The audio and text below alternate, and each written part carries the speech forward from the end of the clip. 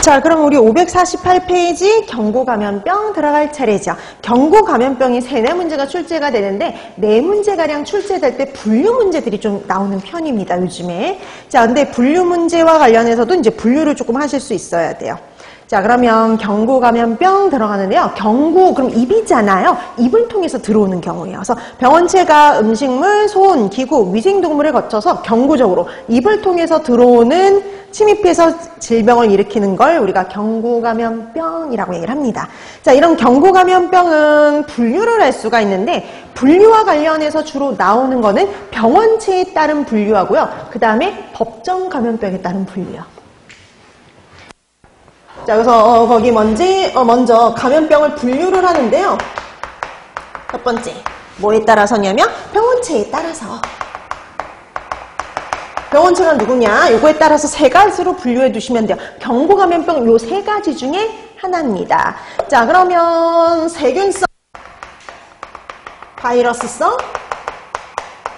그리고 원생동물성. 이렇게 3가지로 분류를 해두시면 되는데요. 우리 봤더니 경구감염병 중에 원생동물, 아메바에 의해서 발생하는 건 딱 하나예요. 아메바성 이질. 아메바성 이질 딱 하나만 기억하시면 돼요. 그 다음에 두 번째는요. 바이러스성 감염병 그러면은요. 급성 회백수염이 대표적입니다. 급성 회백수염. 이거 여러분 알고 있는 애예요. 폴리오야. 폴리오의 공식 명칭 급성회백수염. 그 다음에 A형 간염, E형 간염 같은 유행성 간염들. 유행성 간염. 그래서 여러분 바이러스성의 특징이 뭐냐면 급성, 유행성, 전염성 이런 말이 붙어있으면 무조건 바이러스에 의해서 발생한다 라고 보시면 돼요. 이름의 특징이 있어요. 그래서 급성, 유행성, 전염성 이런 말이 붙어있으면 바이러스가 원인 이렇게 생각하시면 되는데요.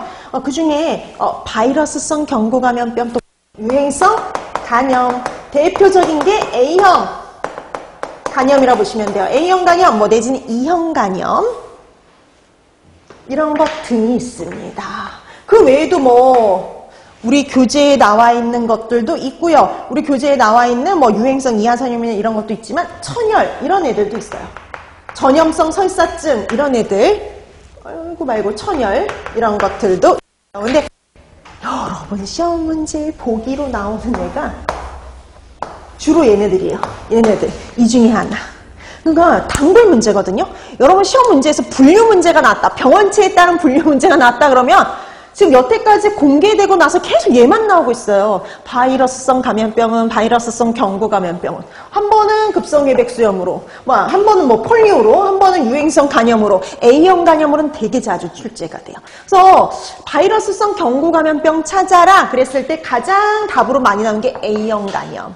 그 다음에 유행성 간염, 폴리오 이런 애들도 나오죠. 그래서 바이러스성 경구감염병을 찾아라 그럴 땐 보기가 보통 폴리오 아니면 유행성 간염 아니면 A형 간염이다 라고 보시면 됩니다. 자, 그래서 3인방 이렇게 기억을 해두시면 되고요. 그 다음에 이런 걸 제외하고 거의 대다수는 뭐라 보면 돼요? 세균성. 우리가 공부하는 애들은 거의 다 세균성 경구감염병이다 라고 보시면 돼요. 그래서 우리가 알고 있는 장티푸스, 파라티푸스, 콜레라, 이질, 성홍열, 디프테리아 다 세균에 의해서 발생한다 라고 보시면 됩니다.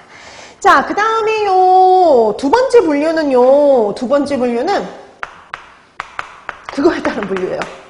법정 감염병. 원래 법정 감염병과 관련해서는 여기서 안 나왔었거든요, 원래. 여기서 시험 문제가 안 나왔어요. 나올 것이 따로 있죠. 이 법정 감염병은 감염병 예방법 규정에 따른 법규잖아요. 원래 법규에서 나왔던 게 이게 아무래도 우리 감염병, 경구감염병이라든지 인수공통감염병이 식품위생에서도 나오니까 얘도 나와요. 얘도. 근데 법정 감염병 규정에 따른 거기에 있는 애들을 다 기억할 필요는 없어요.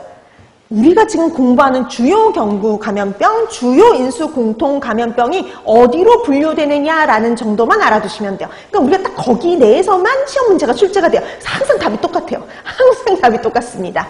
자, 그래서 요거를 보시면은요, 여러분들 1급, 그럼 2급, 3급 요 정도로만 나눠두시면 되잖아요. 근데 뭐 4급은 우리가 거의 우리 쪽에서는 해당 사항이 없어요. 기생충 질환이나 4급에 들어가다 보니까 우리한테는 요 세 가지예요. 요 세 가지. 자, 근데 이걸 그냥 제1급 제1급 감염병은 이렇게도 시험 문제가 나오지만 돌려 물어볼 때가 있어요. 발생 또는 유행 즉시 신고해야 되는 거. 그래서 2022년 시험 문제가 이거였어요. 발생 또는 유행 즉시 신고해야 하는 감염병엔 그 감염병에 해당하는 거 찾으라고요. 누구 찾으라는 거예요? 1급 찾으라는 거죠. 자, 그래서 즉시 신고해야 된다 그러면요. 1급밖에 없어요. 여기다가 격리까지 해야